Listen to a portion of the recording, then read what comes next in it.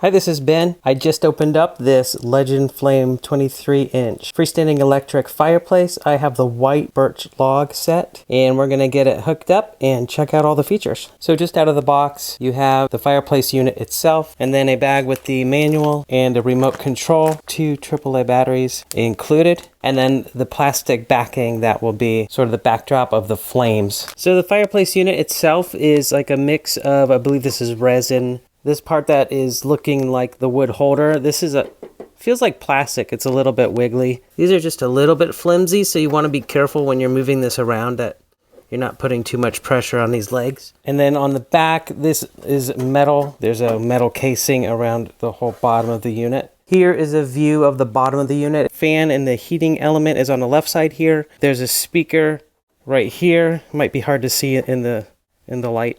Right here is the infrared sensor for the remote control.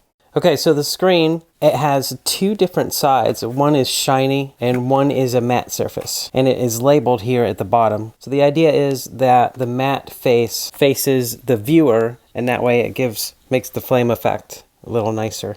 The installation of the flame screen is pretty simple. You're going to screw in 2 screws, and there are 2 options, so you can make it a little higher or a little bit lower. Here on the side of the unit are the manual controls. The remote control also has some of these same buttons. What we have here is the master power button, the thermostat. The thermostat does not go by temperature. It just has a 1 through 9 setting. The heat setting, then you have the flame feature. Powered up, I turn on the main power button, and then we can just hit the flame to get it fired up. And that is a real magnificent sight. The way the embers are glowing is just amazing. That light is even going to the back behind here onto the back wall. So it's giving a lot of depth and several layers of light going on. If we hit the fan button, we can hear the fan kick on, and then there's air blowing out from the fan down there. It only takes a few seconds, and then you start to feel warm air. I've had the heat running for a little while, and the whole unit remains nice and cool to the touch. So all the heat is just coming out from right here, and it's blowing away from the unit. Even putting my hand down below where the hot air comes out, it's not hot to the touch. I don't think you run into any danger on damaging the surface that you're sitting on. In order to hear the sound, you need to have the flame going. So I'm going to start the flame. And now we can push the audio button here to hear the different crackling sounds. Here's the first one. Second. Third. Fourth. Fifth.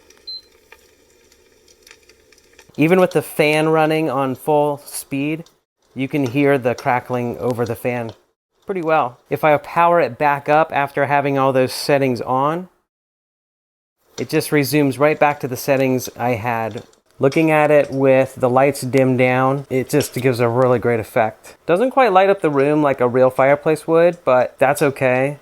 It just looks great. So even without the plastic piece on the back, it still gives a pretty good effect. The way the thermostat works, according to the manual, is you set the thermostat all the way to 9, and then when the room gets to the desired temperature that you want, you just slowly dial it back until you hear the unit click off, and then that will keep the temperature at that same temperature. So the electric cable is 6 feet long.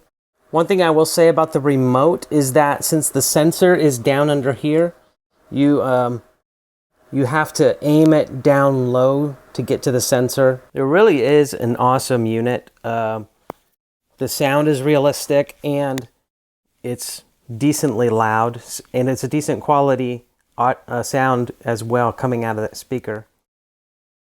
The fire effect is really amazing. It's really pretty and really gives you that same cozy feeling as an actual fire. Hope this helps. Thanks for watching.